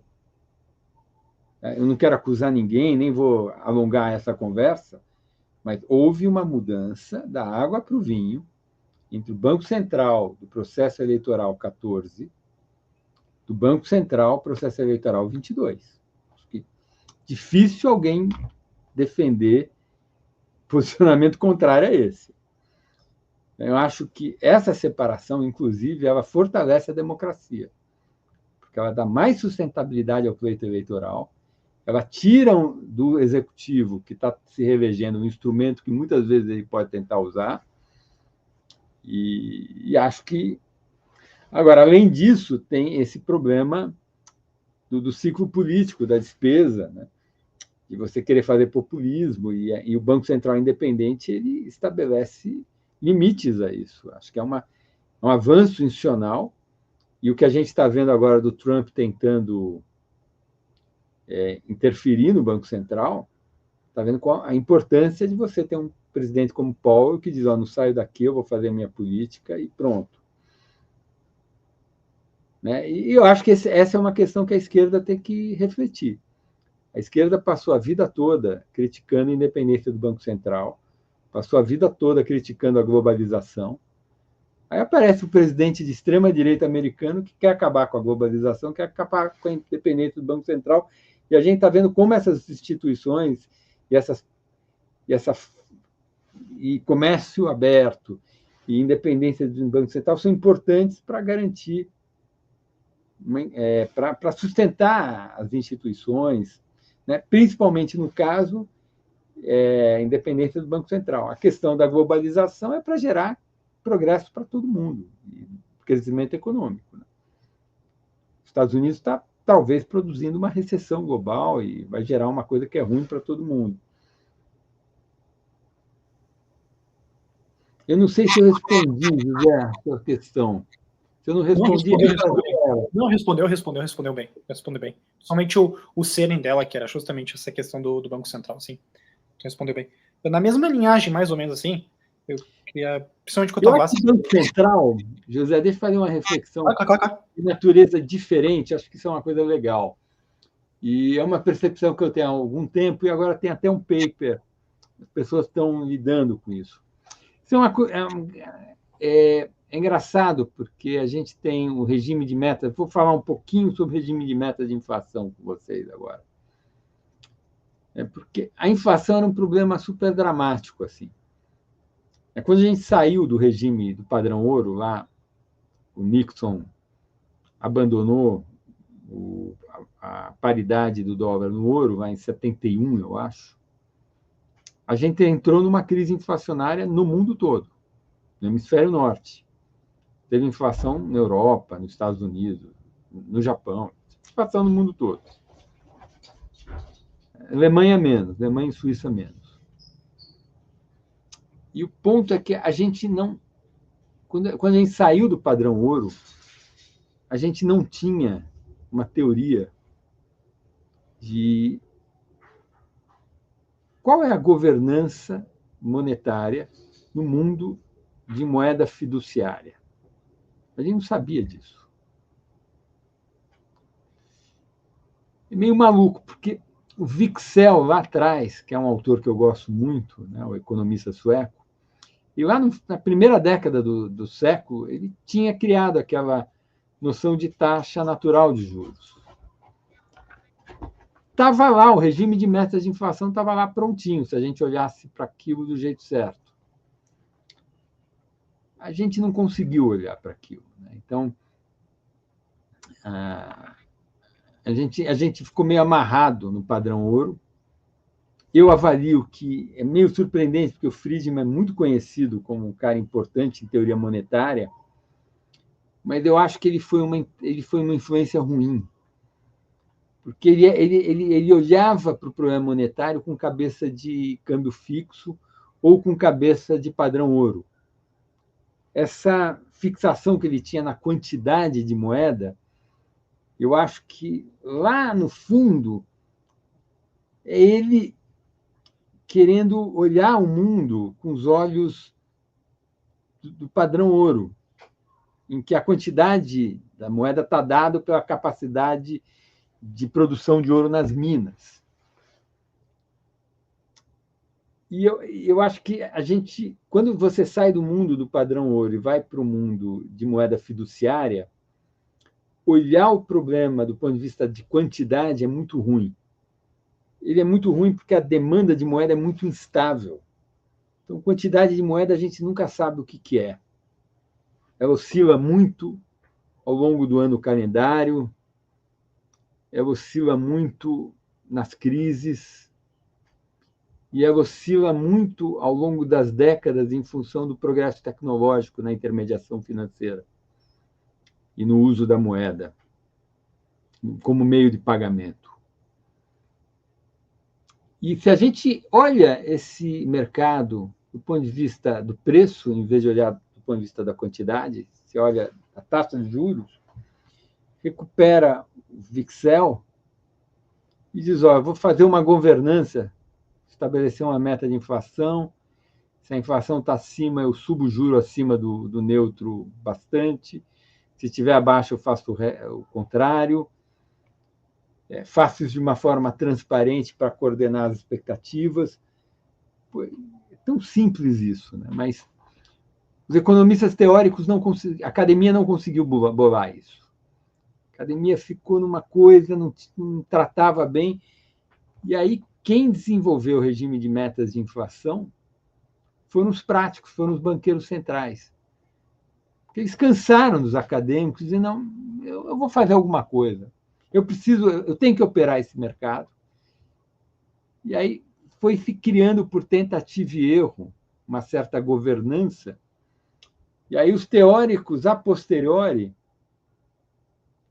principalmente o John Taylor e o Woodford, eles teorizaram uma coisa que os homens práticos desenvolveram por tentativa e erro, sem saber exatamente direito por que funcionava. Eles mostraram que funcionava. Então, é muito bonito, porque o desenvolvimento do regime de metas de inflação foi uma coisa que aconteceu antes da teoria. Lembra um pouco a termodinâmica. Aconteceu a Revolução Industrial, um monte de técnico inventou aquelas coisas todas, e depois físicos foram inventar a termodinâmica que explica por que aquelas coisas funcionam daquele jeito. Mas a tecnologia foi inventada antes da teoria. Uma coisa super bonita. Regime de metas de inflação é mais ou menos assim. E, de certa forma, estava tudo lá no Vixel, se a gente olhasse para o cara com os óculos direito. Eu acho que nisso sim acabou tendo uma influência ruim em teoria monetária.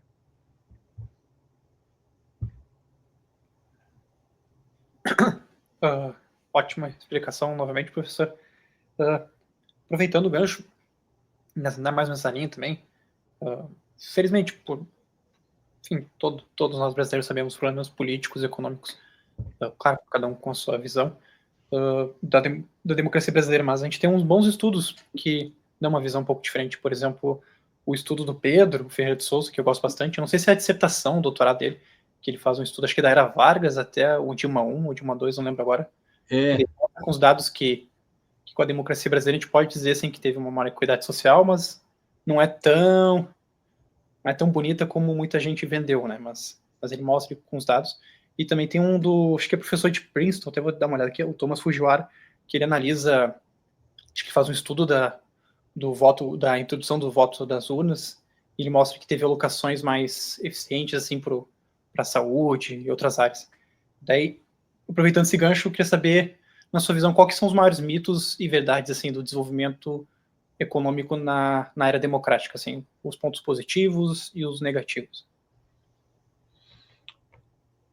Eu acho que a democracia brasileira ela foi ruim para gerar desenvolvimento econômico. Mas ela foi muito boa para gerar melhora de bem-estar.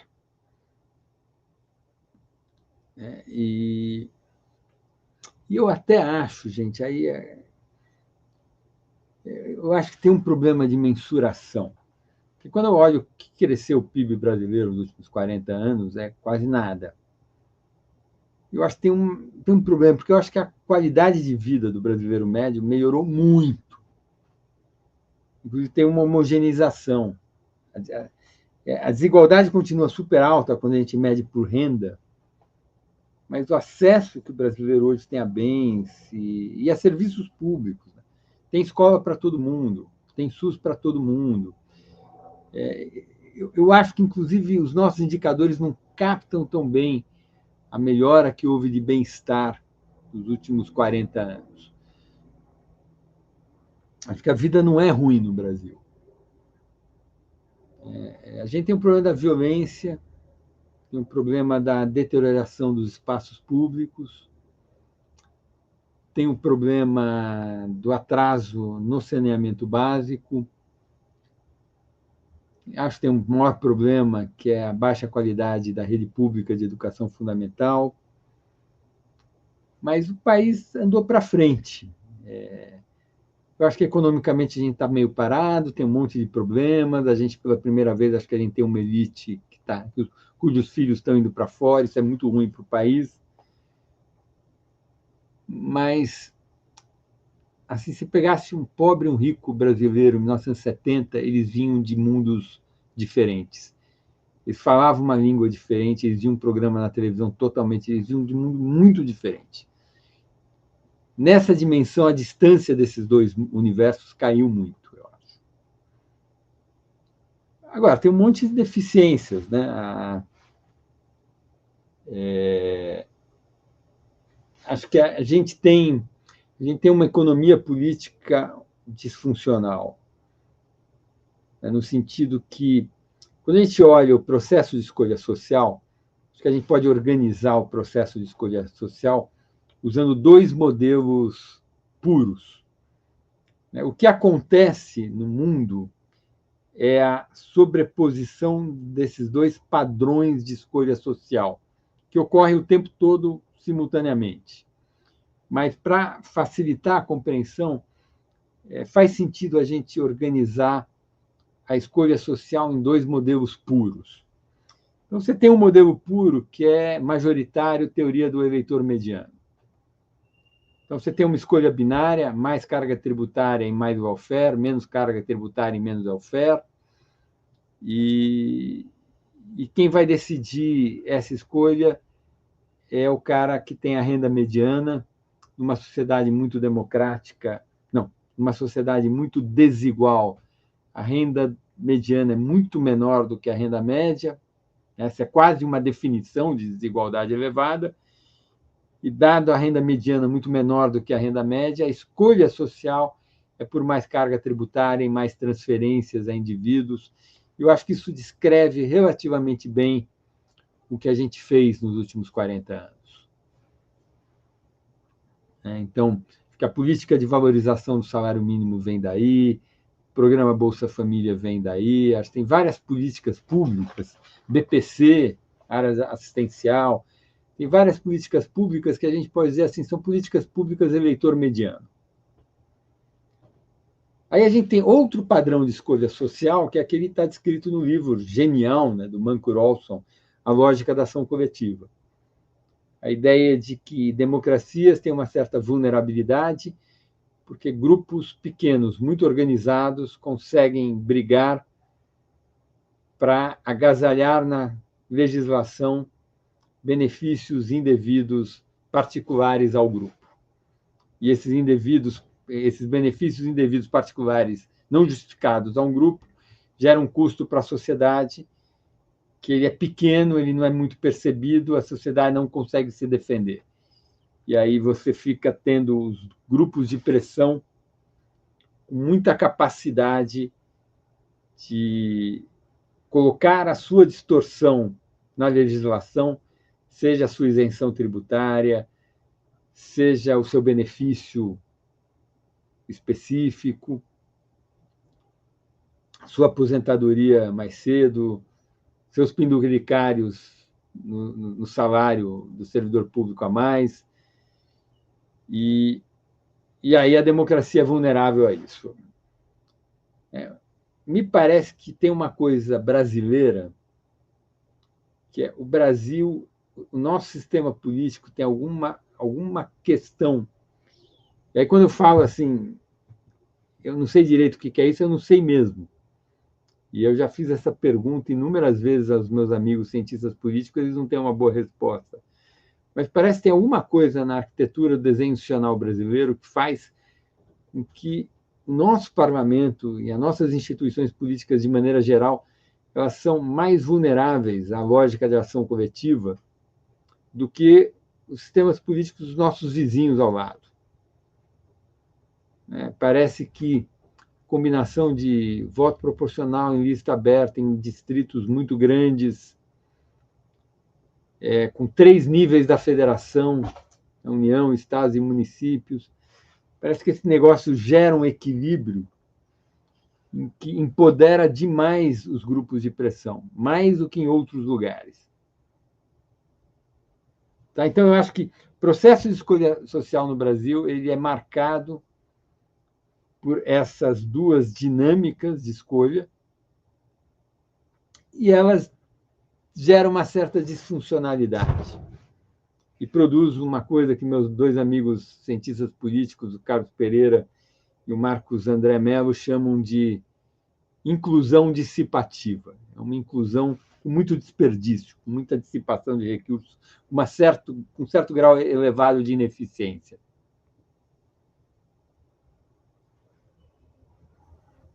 Muito bom o senhor ter comentado sobre o Mancur Olson, porque, inclusive, a minha pergunta agora ia ser sobre. Eu sou eu gosto bastante dos escritos do James Buchanan e do pessoal da escolha pública, Sei, sei. e, e eu ia perguntar exatamente sobre, né, a questão da informalidade aqui no Brasil e é, o, o, a baixa educação, né, geral da população, e como que isso pode ser capturado, né, por rent seeking, por exemplo, e quais são os limites, né, do Estado brasileiro nesse caso? Então, eu diria assim, acho que a baixa escolaridade e a baixa qualidade da escolaridade da população brasileira em geral produz um trabalhador com uma produtividade muito baixa, né? E a gente sabe que tem uma relação grande entre escolaridade do trabalhador e formalidade. Então, o fato da gente ter um sistema de educação ruim, de baixa qualidade, isso estimula a informalidade, isso aumenta a informalidade. E acho que me parece que os estudos que a gente tem, ou a literatura que eu conheço, indica que políticas para estimular a formalização elas não funcionam. Uma empresa informal ela é informal. E a informalidade está muito associada às características do dono da empresa, do empresário. Então, na verdade, a gente tem que fazer políticas para aumentar a eficiência alocativa da economia, e as empresas informais elas têm que morrer. As pessoas estão trabalhando na informalidade, elas têm que trabalhar em empresas grandes formais. E aí a gente tem que ver o que dá para fazer na legislação tributária e na regulação do mercado de trabalho para produzir essa melhor alocação. Agora, rent seeking, eu acho que ele vem de um mau desenho do marco legal nacional. Eu não acho que esteja diretamente associado ao problema da escolaridade. Você tem uma legislação que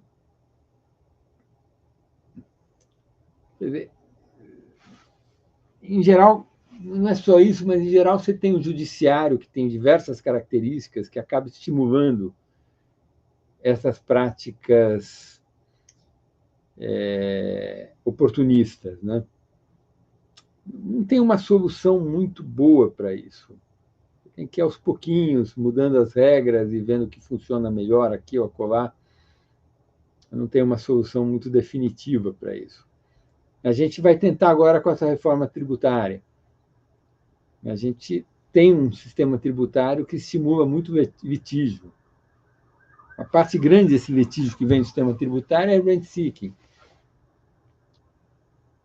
Mas o que alimenta esse sistema é a complexidade, que gera um monte de zonas cinzentas e dá espaço tanto para o fiscal da Receita como para o empresário em pagar menos, litigar, etc. Então, é uma agenda institucional no sentido de tornar os marcos legais mais simples, mais claros e mais transparentes. Com menos exceções, com menos casos especiais. E aí, evidentemente, a gente vai ter que atacar o outro problema, que é a lógica da ação coletiva, né, que gera tanto poder das pessoas, dos grupos de pressão, né?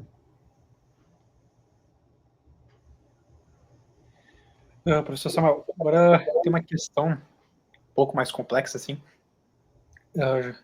sobre metodologia e epistemologia, assim. Durante muito tempo, assim, para quem não é muito da filosofia da matemática, assim, a matemática ela tinha um cunho mais geométrico, né? Tanto que o Galileu ele fala, né, que salvo engano, que a prova de Deus é a matemática, que a digital de Deus é a matemática. Né? Aí depois com Leibniz, Newton, começou essa introdução da aritmética, daí com os lógicos lá do século XIX teve uma formalização assim, da aritmética. Aí na parte da economia, queria te perguntar que a economia contemporânea ela é extremamente matematizada. e ela consiste na construção de modelos formais. No entanto, muitos desses modelos se baseiam em hipóteses simplificadoras, às vezes, ou até mesmo falsas. Diante disso, como esses modelos podem ter validade explicativa se partem de premissas que não correspondem à realidade? Pô,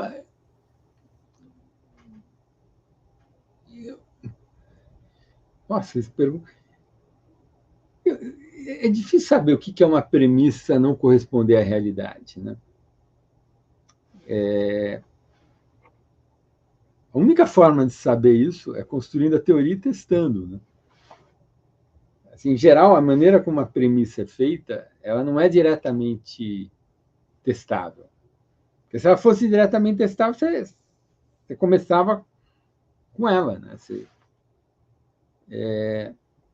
Tem a explicação do Friedman, né? Que você não testa as premissas, você testa as consequências do modelo. Eu acho que a teoria ela tem um caráter meio instrumental. Eu não acho que é. Acho assim que o pesquisador, quando ele está construindo o mundo dele, é o mundo formal dele, ele não é instrumentalista. Se você é um teórico, você acredita que o mundo é daquele jeito. Senão você nem conseguiria fazer a teoria. Você escolhe as hipóteses, faz a sua teoria e tal. Você acha que o mundo funciona daquele jeito. Agora, você só vai saber se a teoria é boa ou não testando as consequências dela. Mas eu acho que, na prática, tem um caráter meio instrumental a teoria. Inclusive, não acho que a teoria econômica ela tem se matematizado muito. Isso foi uma tendência passada. Quando eu comecei a estudar, lá nos anos 80, era muito mais matematizado do que é hoje. Assim, ninguém fazia um doutorado em economia sem passar 6 meses ou um ano fazendo curso no departamento de matemática pura.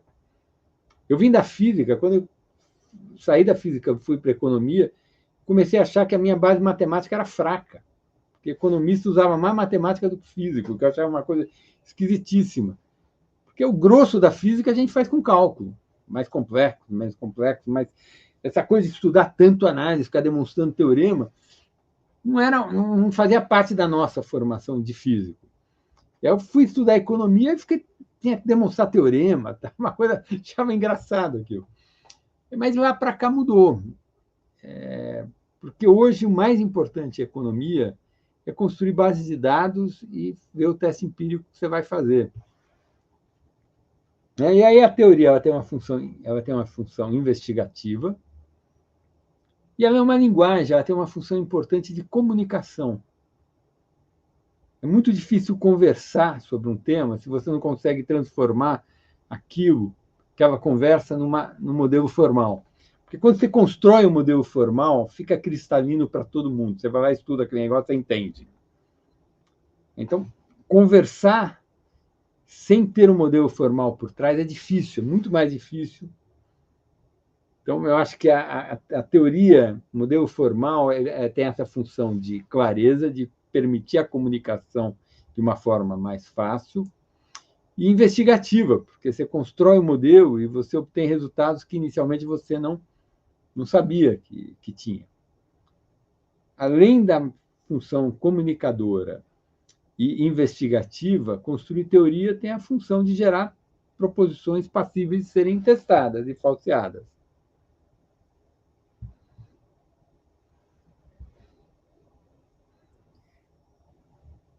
Eu acho que essa crítica às hipóteses irrealistas ficou muito à tona, né, nesse movimento da economia comportamental que teve recente, que é até interessante porque eu não sei se o senhor é familiar com a pesquisa do Vernon Smith, o da Não, economia experimental. É, as hipóteses comportamentais, elas tiveram muita dificuldade em replicar os estudos, né? O Kahneman, por exemplo, é, o, desculpa, o Thaler, né? Eles tiveram dificuldade em replicar.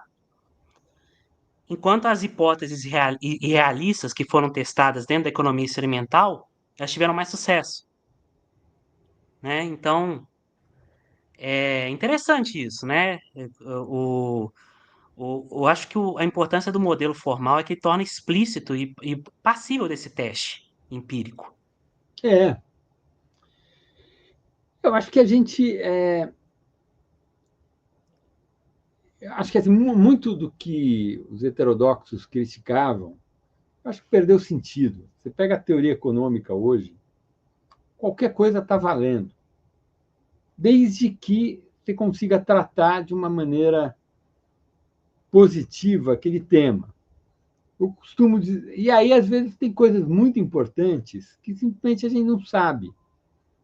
Eu costumo dizer o seguinte, que em economia, como campo do conhecimento, a gente não necessariamente estuda os temas mais interessantes. A gente estuda os temas que a gente tem alguma coisa interessante a dizer a respeito deles. É diferente. Tem muita coisa interessante que eu simplesmente não sei dizer nada. Então ninguém estuda.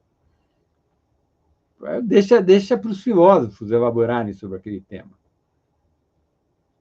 Eu falo daquelas coisas que eu tenho alguma coisa interessante a dizer sobre elas. Não necessariamente as coisas que eu tenho alguma coisa interessante a dizer sobre elas são as coisas mais interessantes na vida de uma pessoa, ou na humanidade, seja lá o que for, ou mesmo na economia. Agora, eu vejo que tem abertura. Eu não conheço muito, estou começando a estudar essa literatura de macro de Rank, né?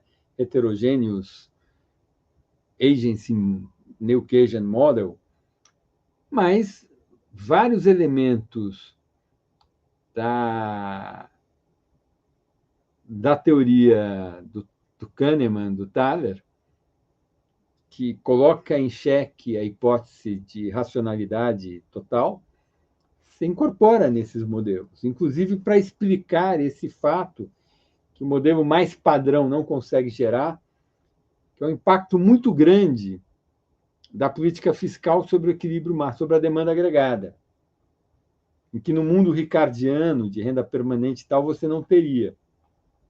Esse efeito multiplicador da renda muito grande. Então, uma das saídas que as pessoas encontram é mudar a hipótese de racionalidade de um monte de gente.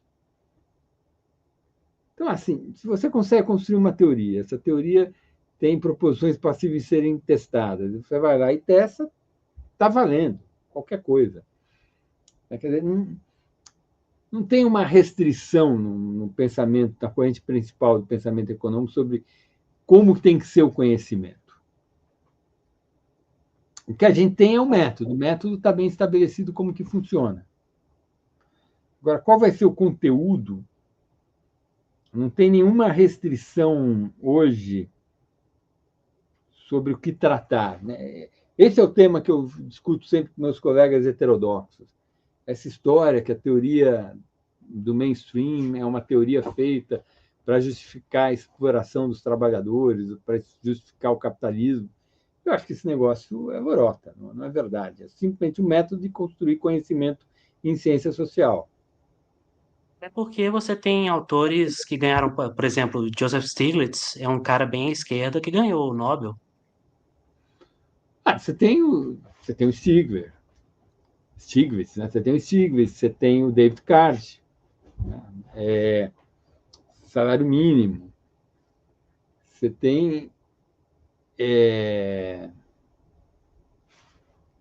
você tem agora toda a tradição do Piketty dos alunos dele sobre tributação e desigualdade. Vamos tributar rico, tem que fazer isso, 1% mais rico, tal. É tudo gente mainstream, tudo gente publicando no JPE, no AER, no Quartz. Esse pessoal não está publicando no Journal Post-Keynesian Economic ou no Cambridge Journal, não, está todo mundo publicando no Top 5 Journal.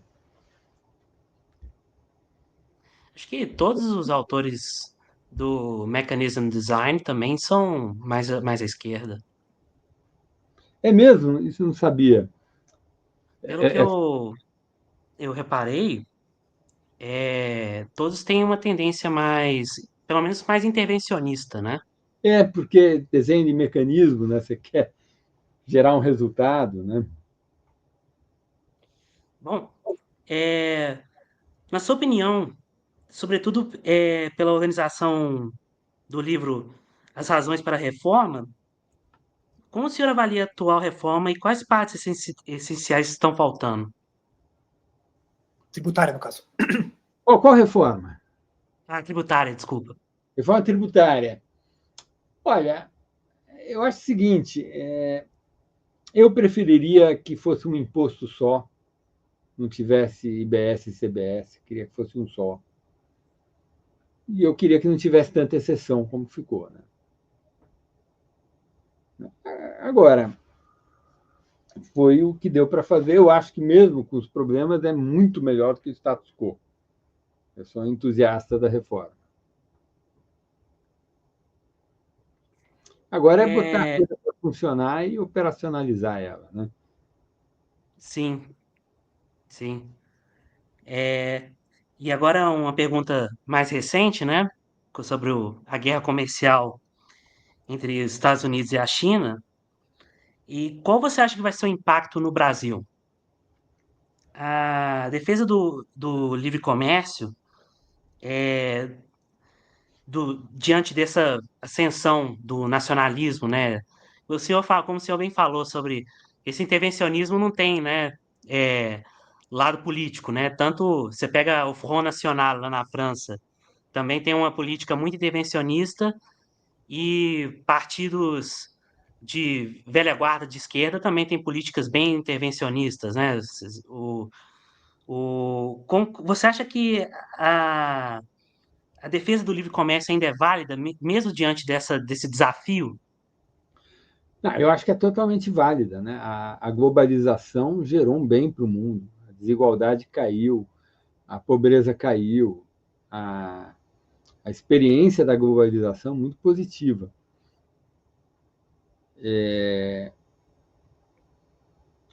Não só a pobreza caiu, a desigualdade caiu, mas a eficiência aumentou, o mundo cresceu.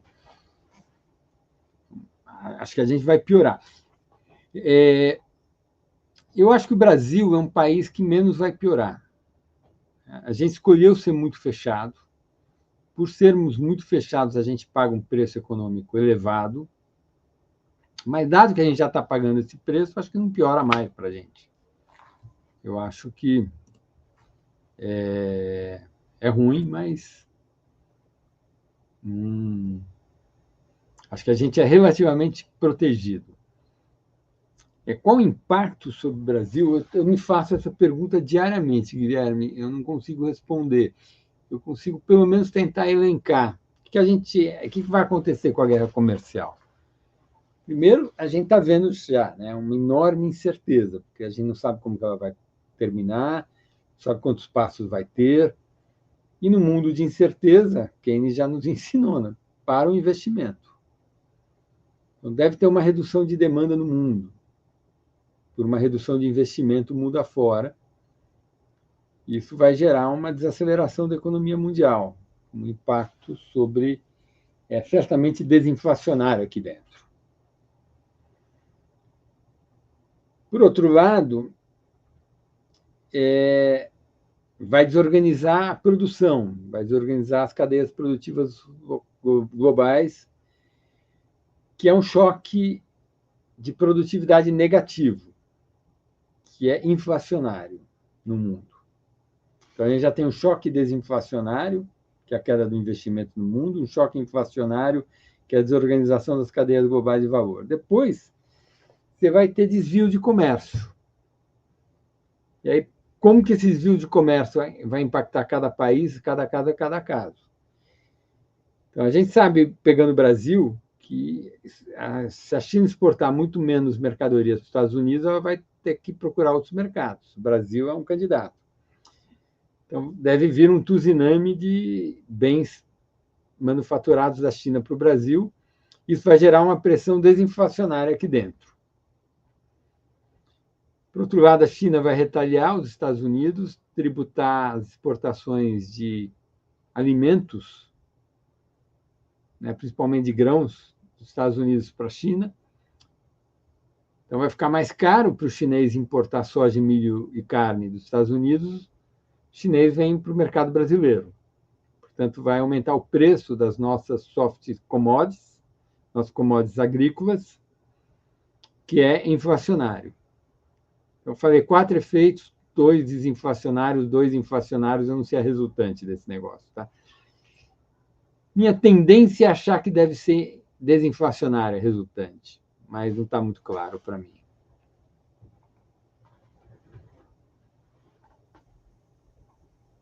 Bom, professor Samuel, para finalizar a nossa entrevista, queria agradecer imensamente a sua presença. Foi uma aula, assim, eu gostei muito das suas palavras, de algumas referências que eu não conhecia, porque eu conversei com o Gui, assim, eu sempre gostei muito de economia, mas aí com o tempo, o debate meio ocioso que acabou tendo no Twitter, acabei me afastando, assim, daí eu conheci o Gui e agora eu voltei, assim, a minha paixão pela economia, mas eu ainda tenho um apreço, assim, mais aos clássicos, ao Smith, principalmente.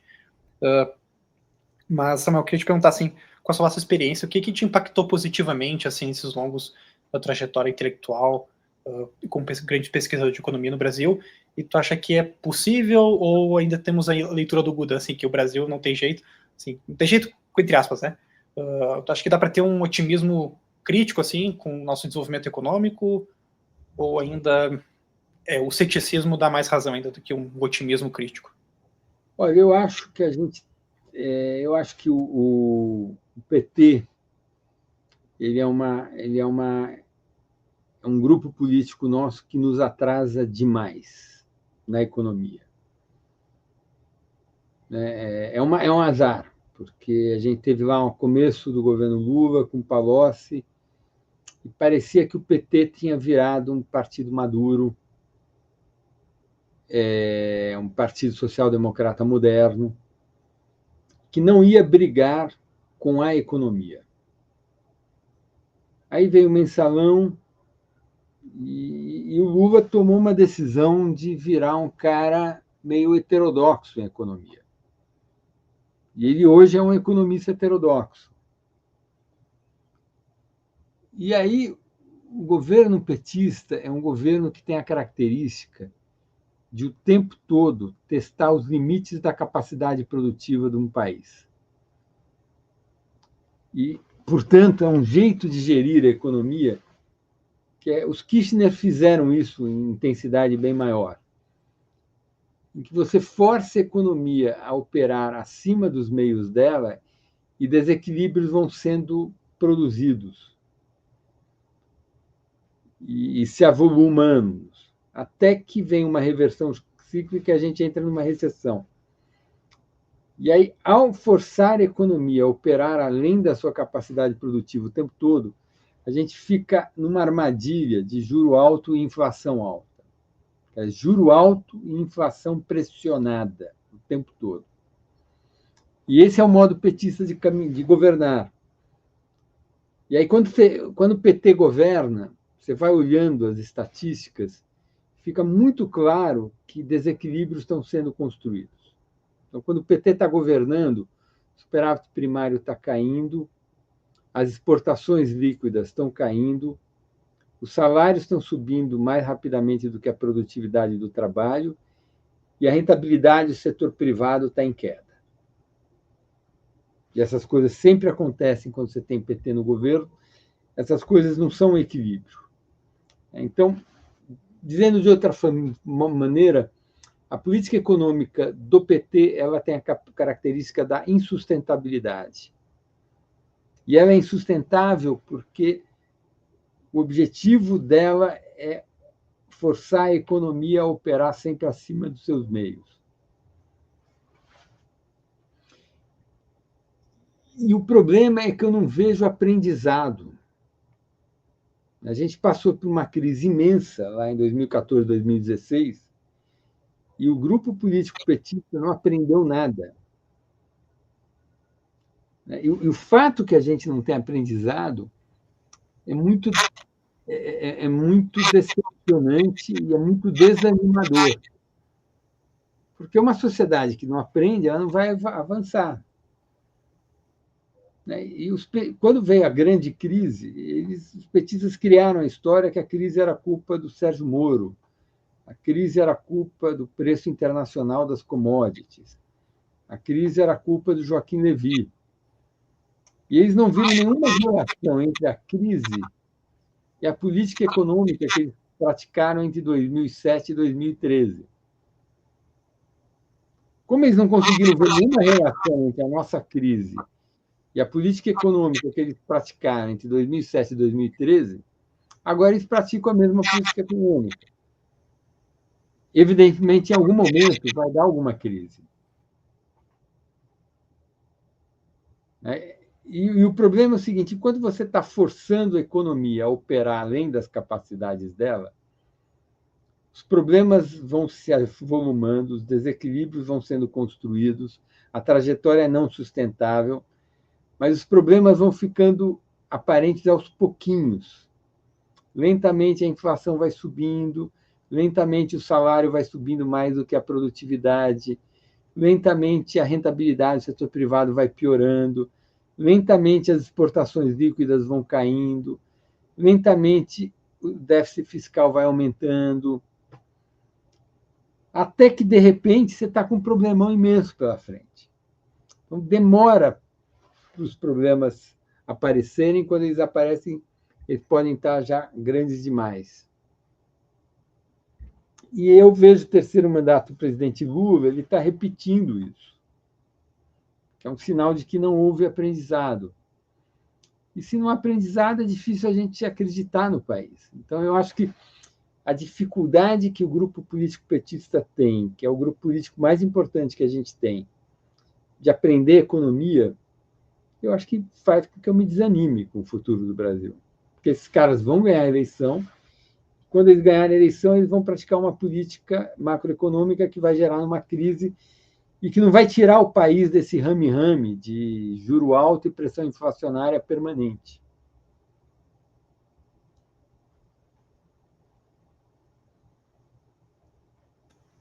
E em contraposição ao PT, tu acha assim que não necessariamente mais à direita, pode ser centro, assim, tu acha que há um movimento organizado assim, ou pelo menos uma tentativa de fazer políticas mais alinhadas a ser um mainstream econômico, mas ao mesmo tempo dando importância assim, para as instituições, né? Porque muitas pessoas têm receio, assim, muitas vezes de um pessoal mais vinculado ao mainstream, embora toda a literatura mainstream, o próprio Seymour que recentemente ganhou o Nobel, né, ele fala da importância das instituições, muitas pessoas têm receio, assim, desse, talvez, de ter um desrompimento com as instituições. O Banco Central, acho que não, assim, mas o pessoal tem um certo receio, assim, sabe, às vezes, de um para o outro lado, em função disso. Acha que tem umas lideranças, ou tá meio receoso o debate, fica muito na pauta moral, e nada desenvolve sobre os grandes problemas econômicos do Brasil, e isso, até sociais, assim.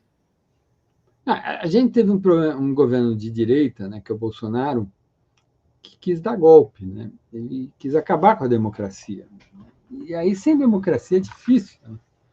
A gente já tentou antes, não deu muito certo. Então, a gente deu azar, né? Porque o Bolsonaro poderia, se ele não fosse um cara do jeito que ele poderia ter feito um governo excelente. Eu acho que, inclusive, o legado econômico do governo dele, eu acho que é positivo, já escrevi sobre isso. É difícil isso, porque o Bolsonaro é difícil falar sobre isso, porque o Bolsonaro, para mim, é uma pessoa odiosa, um cara que, né, elogia torturador, trata a mulher como ele trata. O Bolsonaro é um cara horrível. E, além de não ser um democrata, um cara que não convive com a diferença, quer matar quem pensa diferente dele. Né? É o fim do cara como Bolsonaro, é o fim da picada.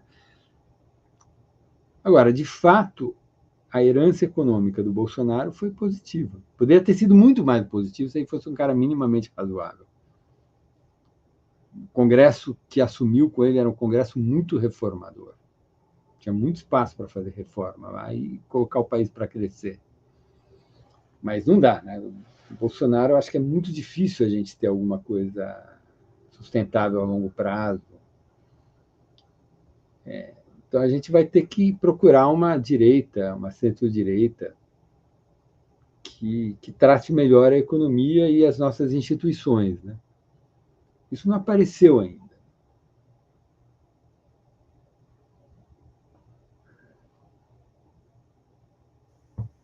Também não dá para a gente ter muito otimismo com o país nessa dimensão, né?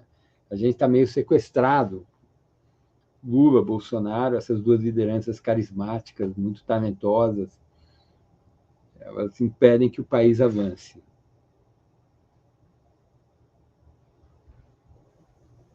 Perfeito, professor Samuel, foi uma honra, assim, conversar com o senhor. Eu gostei muito, assim, principalmente as trocas que eu assim, eu sou da filosofia, então, meu conhecimento em economia é quase leigo, não totalmente, assim, porque o Genético que tu falou foi um que me abriu minha mente, daí eu li o Smith, li alguns contemporâneos também li, mas eu gosto mais da parte da filosofia econômica, assim.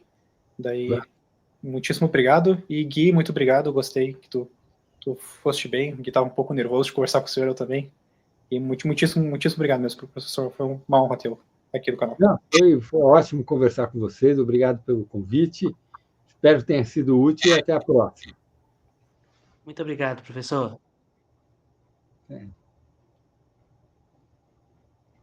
Opa.